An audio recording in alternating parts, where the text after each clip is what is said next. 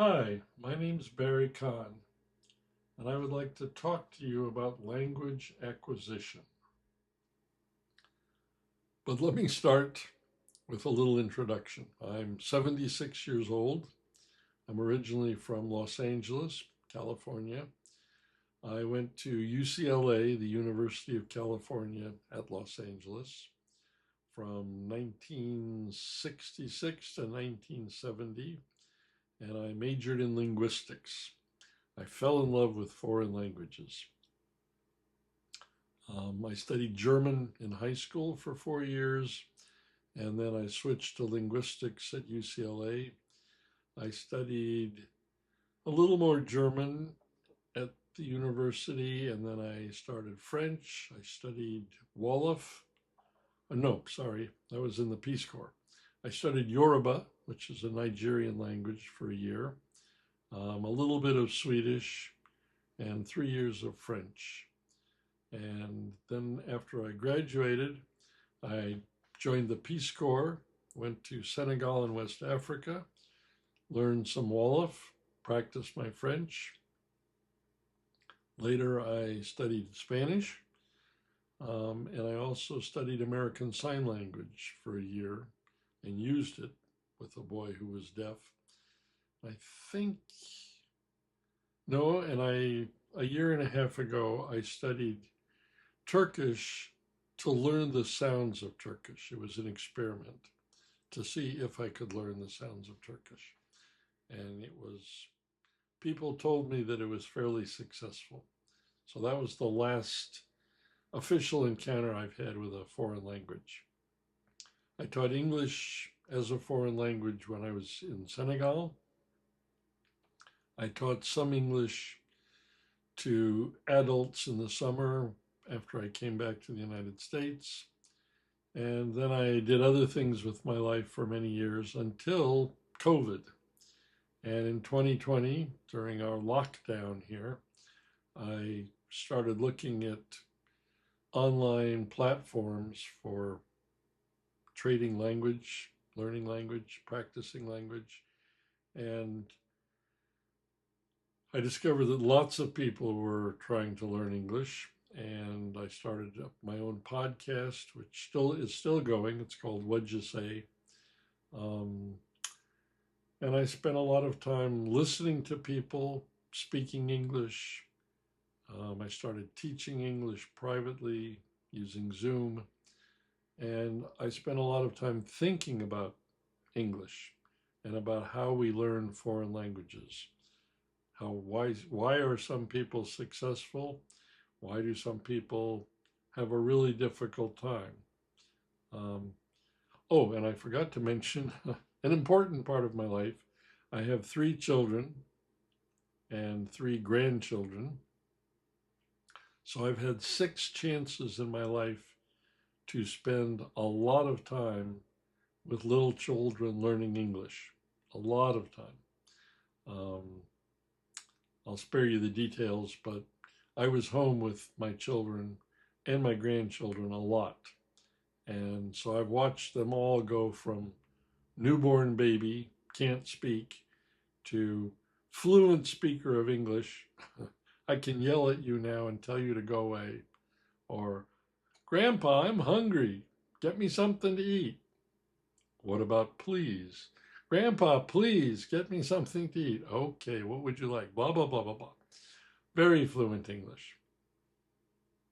So that's my background. Let me make sure you understand I do have a degree in linguistics, but it is a bachelor's degree. I did not go to graduate school. I don't have a PhD or anything. I have not written any research papers about language acquisition.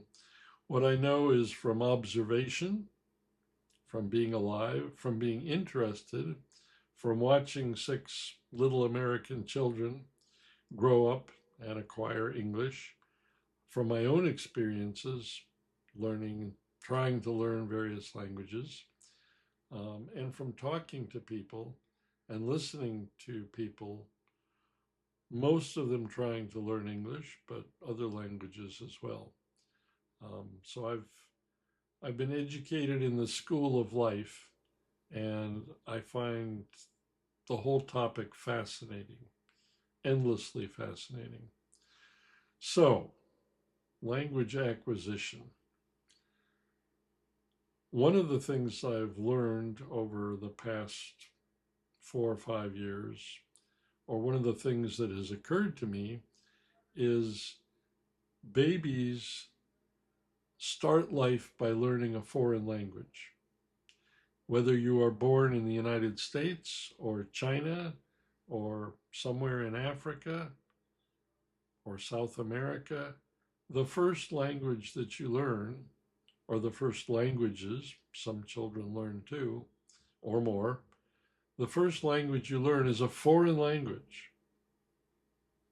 We call it your native language, your mother tongue. But when you're a baby, that is not your mother tongue. That is the mother tongue, the native language of what everybody else is speaking. For you, it's foreign.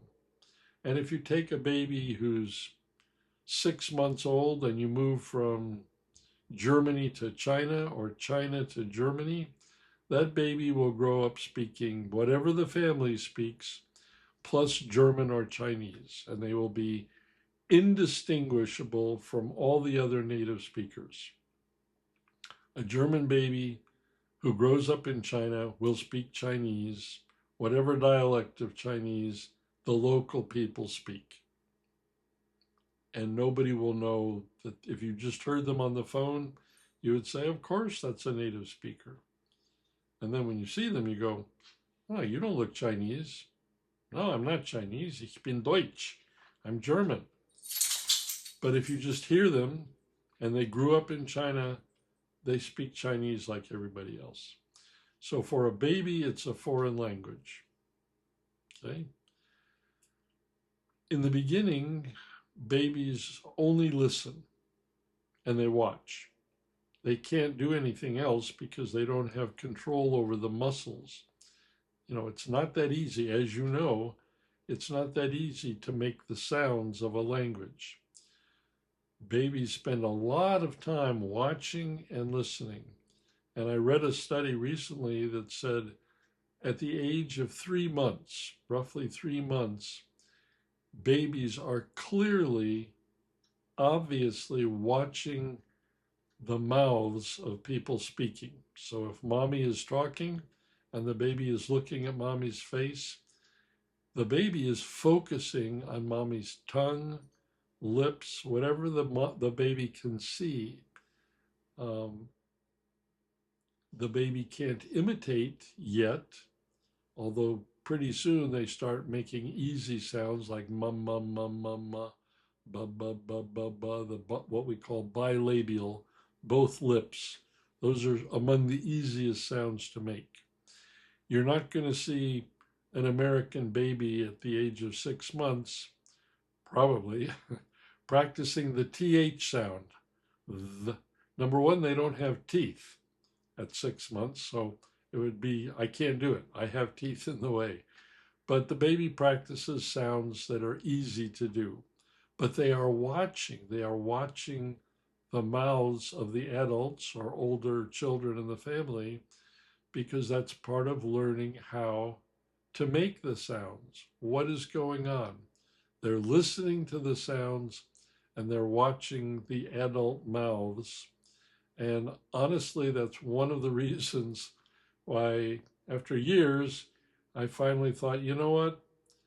I will start trying to make YouTube videos, because if I want to help people with their pronunciation, and I do, that's mostly what I help with, it's going to be easier if you can see me, if you can see my mouth, if you can watch me pronounce slowly. It's part of how babies learn, and obviously it's part of how we learn too. So I apologize for being so late to the party with YouTube, but better late than never. So babies listen and listen and listen and listen and listen. How much do they listen? I use the figure 10 hours a day, thinking, how long is a baby awake during the daytime? of course, there are going to be huge variations. Maybe one baby is home alone with the mother, and the mother is a very quiet person. She probably talks to the baby, but not 10 hours a day. Another baby might be the third child in the family with two older children, and the two older children are non-stop talk, talk, talk, talk, jabber, jabber, jabber, jabber, yell, scream, play, talk some more. Mommy, we're hungry. Mommy, blah, blah, blah. Go play.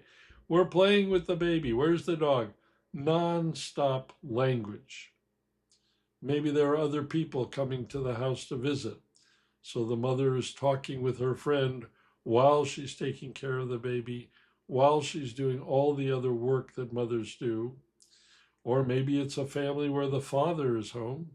Our next door neighbor doesn't work. His wife is a doctor. He can afford to stay home, and he does. He's a house parent. I did the same thing when my daughters were young. I didn't want to leave them, so I did daycare. And I heard a lot of talking, and I did a lot of talking.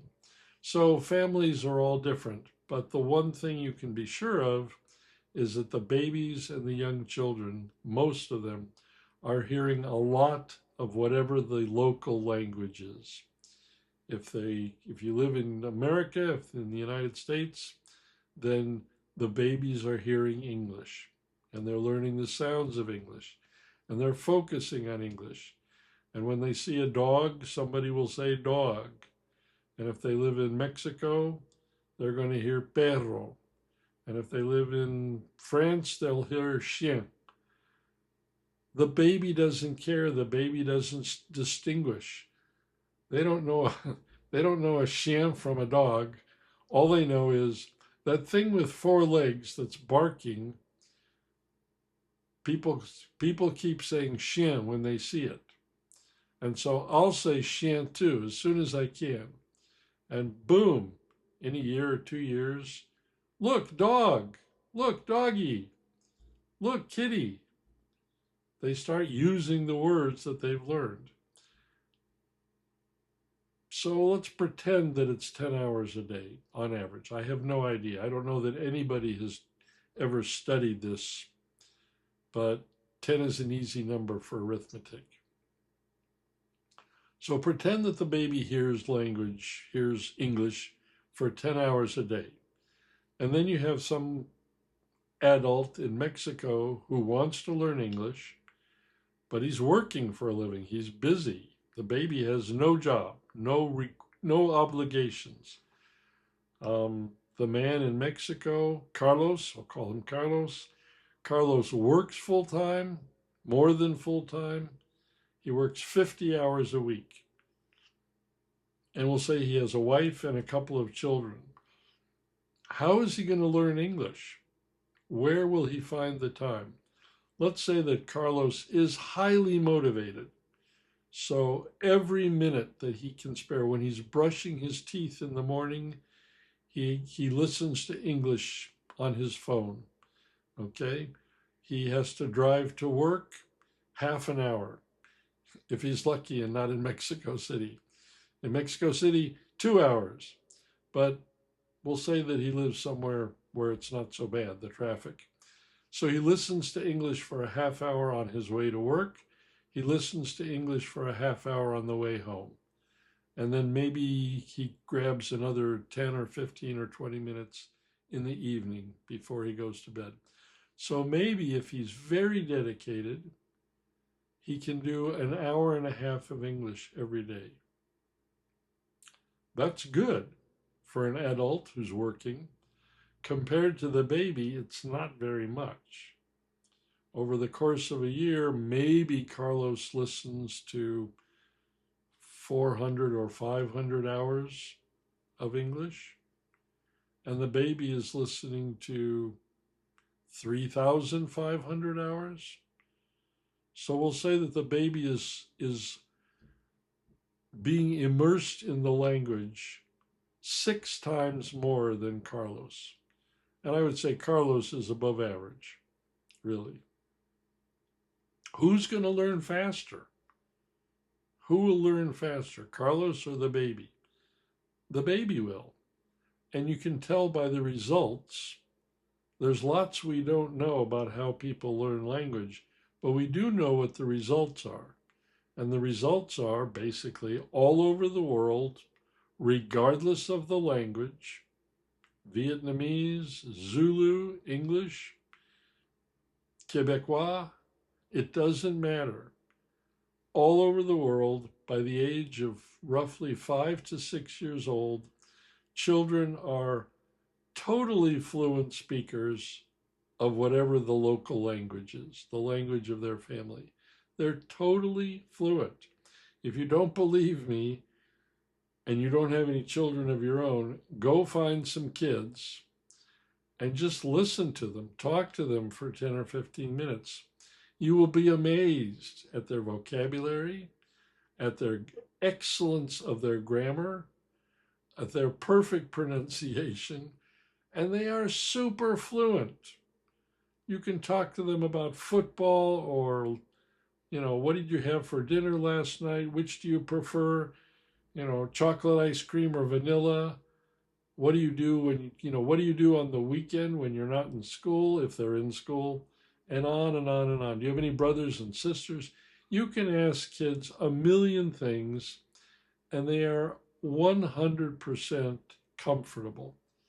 Can you ask them about, the difference between two German philosophers? No. Maybe if their father is a philosophy professor, but of course there are many, many things that children learn as they get older that they don't know when they're 6 years old. But in terms of mastering the language, they've got it. They've got it.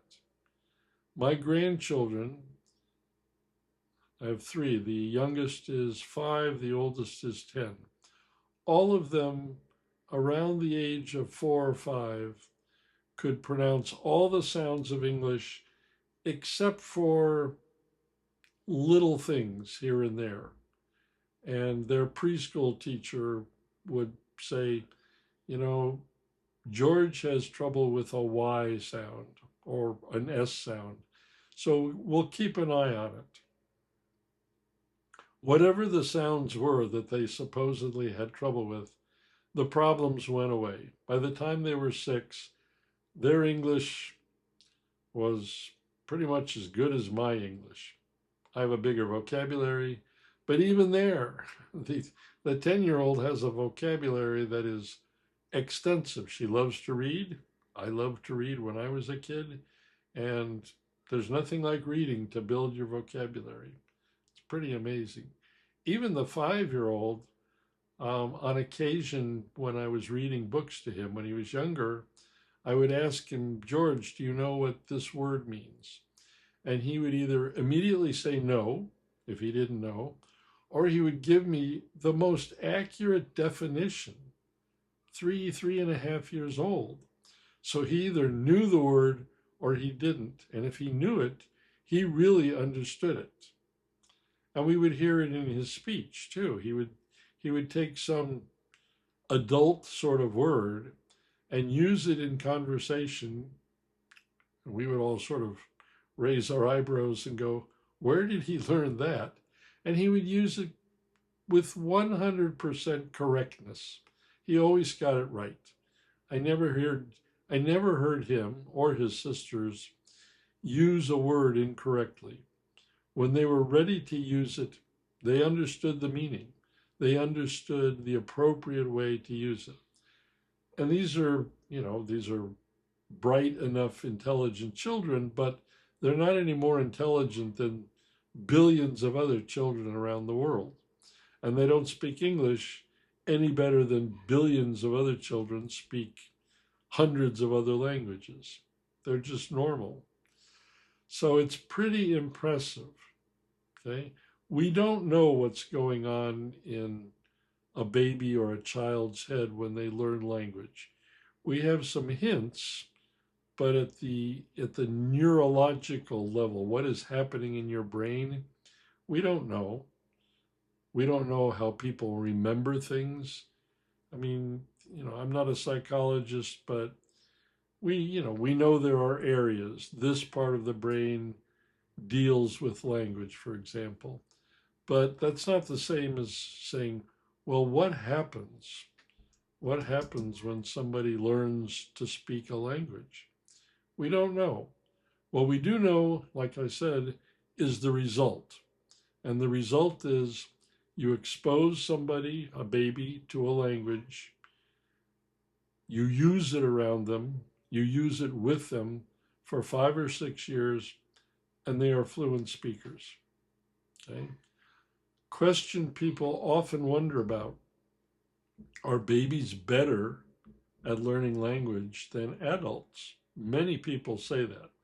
Babies are it's much easier for a baby to learn language. Oh, they just do it. And we have to work and study and memorize and blah, blah, blah. Is that actually true that the babies are better? Compare Carlos, our friend in Mexico, who can only study English for, let's say, an hour a day, and the babies in the United States who hear English for 10 hours a day. Is that a fair comparison? His 1 hour a day compared to the baby's 10 hours a day? I would say no.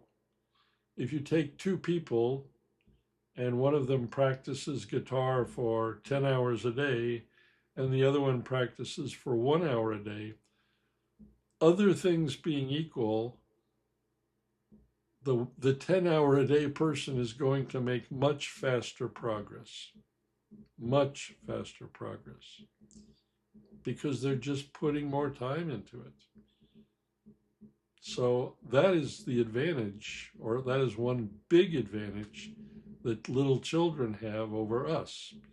They have more time. They just have more time to spend learning language. I'm going to tell you a story about something I don't really know about, but it illustrates my point. In California, I believe, there is a school called the Monterey Language School. And my understanding, I've never been there, my understanding is that it's a school for people in the military and for for diplomats, people who are going to work in embassies and consulates in other countries. And the purpose of the school is to teach people languages that they need quickly. The Holy Grail, as we say in English. Learn a language quickly. In my imagination, if somebody says, all right, Sergeant Johnson, we need you to learn Arabic. So we're sending you to the Monterey Language School. And my feeling about what happens there is Sergeant Johnson gets to the school, they let him in, they lock the door behind him, and they send him to the Arabic section. And once he's inside the Arabic section, they tell him, if you want to speak from now on, starting in 1 minute, if you want to speak, you have to speak in Arabic. Otherwise, don't talk. Absolutely no English. I know that would be tough on me. I could say salam alaikum, but my Arabic would run out very quickly. The teachers most likely are highly trained language teachers who are also native speakers of Arabic. And Sergeant Johnson is now in a situation where if he wants to talk about anything to anybody, he has to say it in Arabic or he doesn't say it. So when it's lunchtime, if it's a cafeteria, I have no idea, probably. If he wants something, he either can point to it, and probably the person serving him food, again, I don't know this, I'm imagining it, the person serving him, if he points at an apple, probably the person serving the food speaks Arabic. And so he would hand him an apple and say, here's an apple, except he wouldn't say it in English, he would say it in Arabic. If you're only allowed to speak Arabic, if you're studying Arabic in classes every day, if all of your conversation has to be in Arabic or you don't talk, and you absolutely are not hearing English, zero English, Arabic or nothing, you're going to learn Arabic. Arabic's considered a difficult language for Americans. And so probably Sergeant Johnson would have a 2-year program. Again, I don't know, but I'm guessing intensive Spanish for a year would probably be enough for most people. Intensive Arabic for 2 years, maybe even a little longer, would get you to a reasonable level. Would you be a fluent speaker? No, but you could probably hold good conversations. You would, I don't know what level you would be, B1, maybe B2. Certainly what we would call, or what I would call, intermediate in Arabic. After 2 years, 8 hours, 10 hours a day of nothing but Arabic. So we know, and I've met one or two people who've been there, but I wasn't able to have extended conversations with them or ask them questions. I heard them speaking languages, and they were fluent. I knew enough to say, okay, this person speaks well. Maybe they had already been in the country for 3 years. I don't know. But if you really want people to learn a language, that's the sort of situation you would need to provide. Compare that to what we do in schools. Many schools around the world now teach English, often starting in primary school, elementary school, certainly by middle school. But how good are the teachers and what are they doing in the classroom? And often people will tell you it was terrible. We never spoke, we translated. And I'll talk about that in a different video, what goes on in schools and why it's problematic. But for language acquisition, we know it works for babies and children. Complete immersion in the language. Everybody speaks it, and you grow up hearing Spanish, whatever, all the time, every day, all day, and you acquire the language. Okay? Let me talk a little bit before I end this video about other advantages children have. A big one is that nobody, this is going to sound funny, I think, nobody is trying to teach them the language. Nobody's trying to teach them. Nobody says, oh, baby, I'm going to teach you Spanish. Nobody does that. We all have faith. We all trust that our children will learn to speak and understand our language. We believe it. It worked for us. It worked for our parents. It worked for our grandparents. Maybe our grandparents, my grandparents on one side, and I think my great-grandparents on the other side, came from Odessa.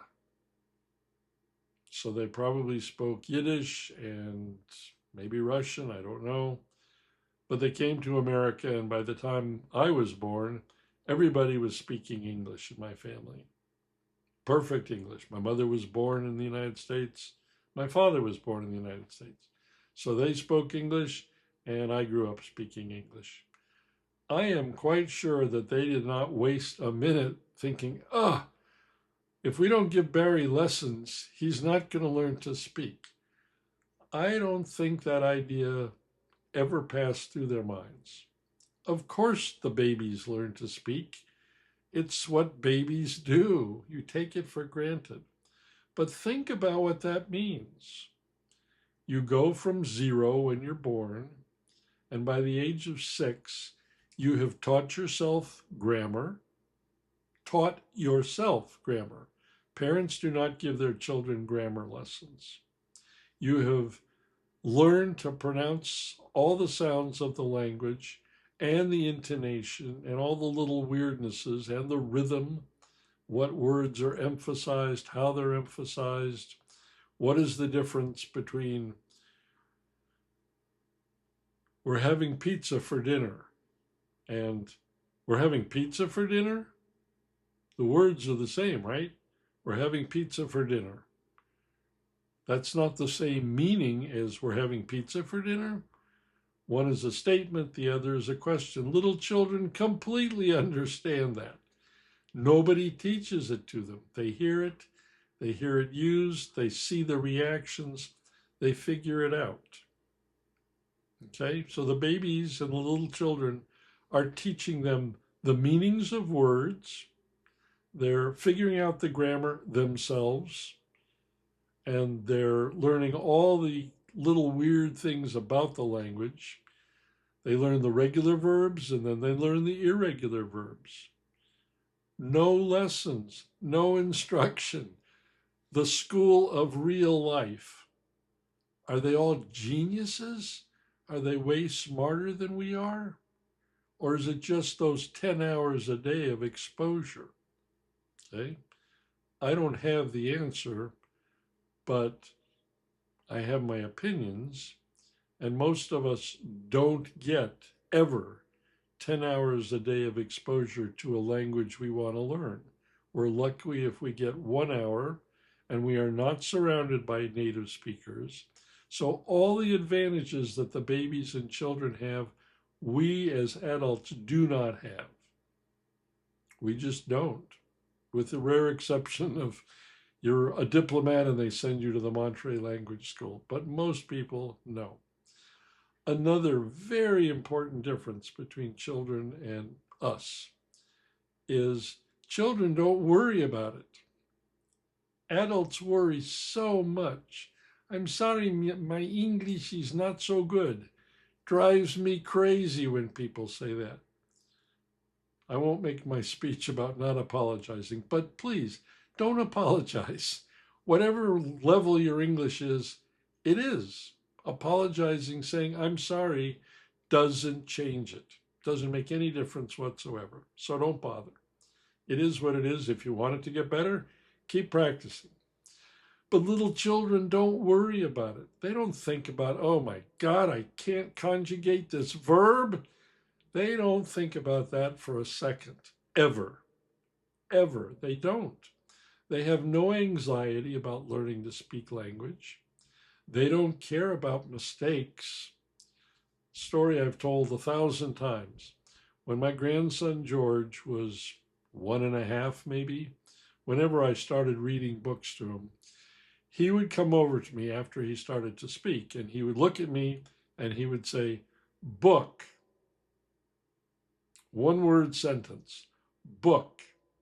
And I would say, oh, you want me to read you a book? And he would say, book. So we'd pick out a book and he would climb up on my lap and I would read to him. When he got a little older, he would say, read book. 2-word sentence, more sophisticated. Read book. And I would say the same thing again. You want me to read you a book? And he would say, read book. Nod his head, read book. And we'd pick out a book and sit down and read to him. A year later, it would be things like, Grandpa, read me a book, but not the scary one with the witches.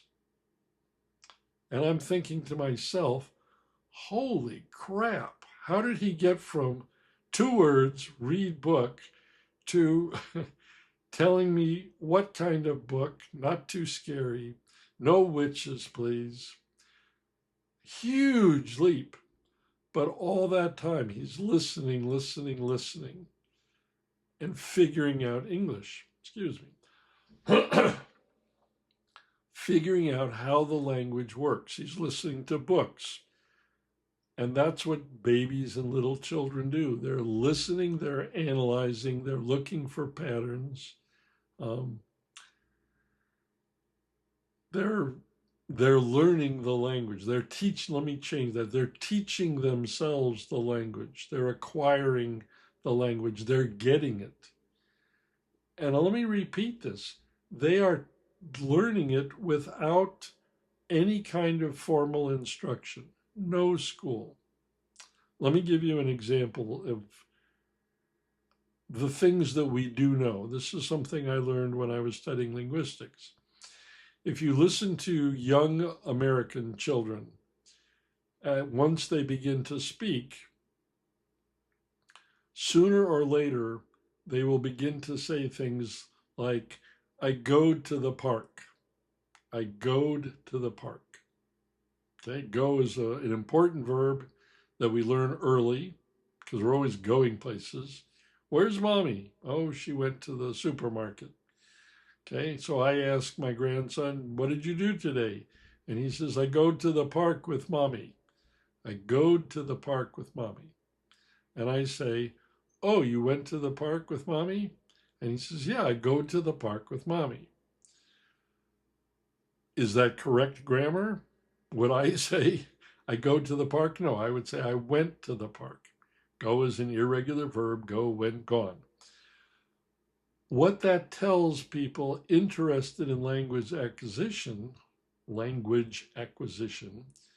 is this child is figuring out rules. They don't call them rules. They don't call them anything, but their brain is analyzing English, and they have figured out this ud sound is a way to make the verbs be past tense. Now, they don't know past tense and they don't know verb, but they do know communication. And if somebody says, where did you go today? They know that we're talking about not the present, not where are you going, but where did you go? They understand that that's needs different treatment. And they have made up a rule. And that rule is put ud on the end of a verb and it becomes past tense. Again, they don't say it like that. They don't think it like that, but they're doing it. They are showing us, okay? And it shows us also, us meaning linguists or anybody who's paying attention, it shows us that they have taken this rule and they're applying it to all the verbs of English. The idea that there are irregular verbs, that's not part of what they've figured out yet. So, you went to church today. Did you sing? Yes, I sing some songs. I singed some songs. No, it's sing, sang, sung in English, but the child is using that ud. I singed. I go to the park. I sing some songs. All right. What did you see at the park? Did you see any dogs? Yes, I seed some dogs.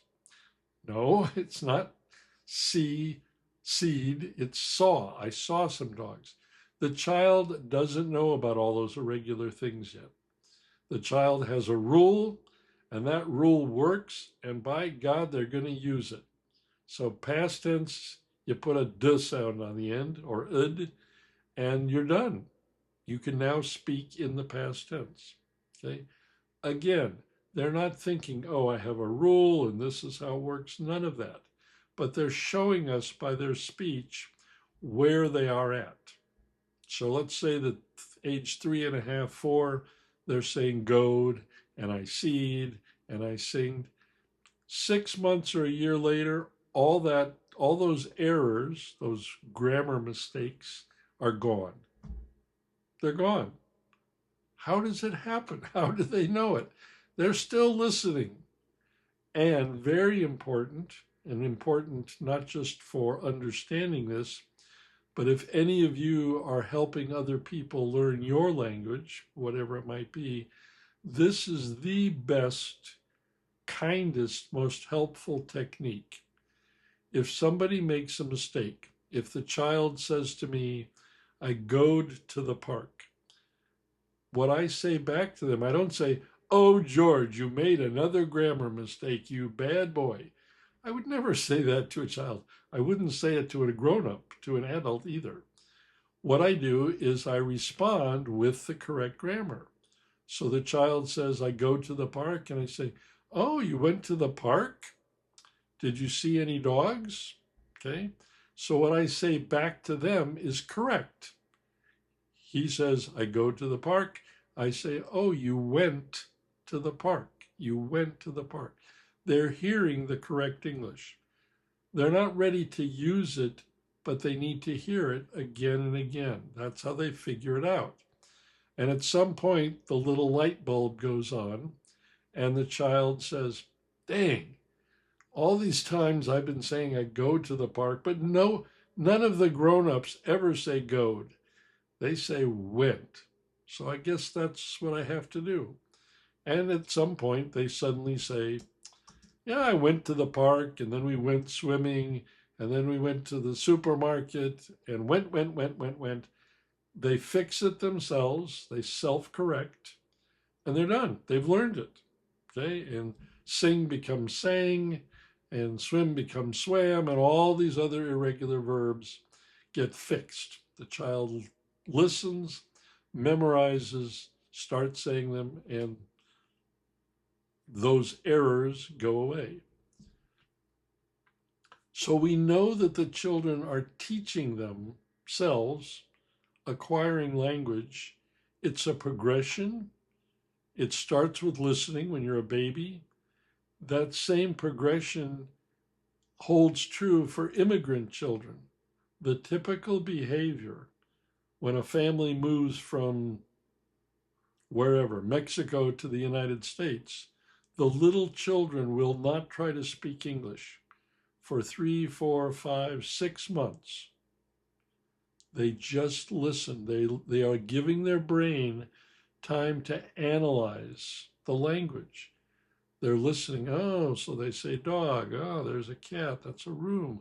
Oh, that's the teacher. It's not a profesora. It's a teacher. And this is not, oh, they don't say mañana. They say tomorrow. Okay. Click, click, click, click. The little brain analyzes. And then one day, hey, I didn't know you could speak English. Yeah, I can speak English now. They figure it out. They're very patient. They're not critical. And when they speak as well as they can. They do not worry about mistakes. So it's a fascinating process. I think I better stop because my voice is starting to fade. But I hope I've given you some food for thought. This whole topic of how children acquire language, how we adults acquire language, why it seems to be easier for some people than others, why, whether or not it really is easy for children, or whether they just have such a good environment and so much time. And we're not, you're not there watching. Most parents, even mothers, you have things to do. You're not sitting observing your child 10 hours a day, taking notes on how they're improving their English or their Spanish. It just seems to happen. It's very much, if you're a parent, you know that you don't see your child grow. Maybe during the night they grow a millimeter. You can't see a millimeter, but all of a sudden one day you look and you say, your clothes don't fit you anymore. Look at the sleeve on your shirt. There's 20 centimeters. We can't get it up anymore. You need new clothes. Look at your pants. They're halfway up to your knees. Let's go shopping. All right. And it's the same with language. One day the sentences are 2 words and life goes on. And then suddenly your child is saying, I don't like lettuce in my sandwich. And you go, where did they learn to talk like that? Well, they've been listening. They've been listening to you and your husband and your family and other people, and they're paying attention. They're paying attention. They're not afraid. They don't worry about mistakes. They figure out the grammar and the pronunciation and everything. And they do it, I'll say it again, they do it without lessons. They don't go to school. They figure it out. It's an amazing process. And I think it has a lot to teach us as adults if we're trying to learn a new language. That seems like a good place to thank you. Yes, it seems like a good place to thank you. And it also seems like a very good place to stop. So thank you very much for listening. I love comments. If this was interesting to you, if you have questions, please put them in the comments. Tell your friends if you think they should watch this, and do all that other stuff that people on YouTube say all the time. Thank you. It was fun.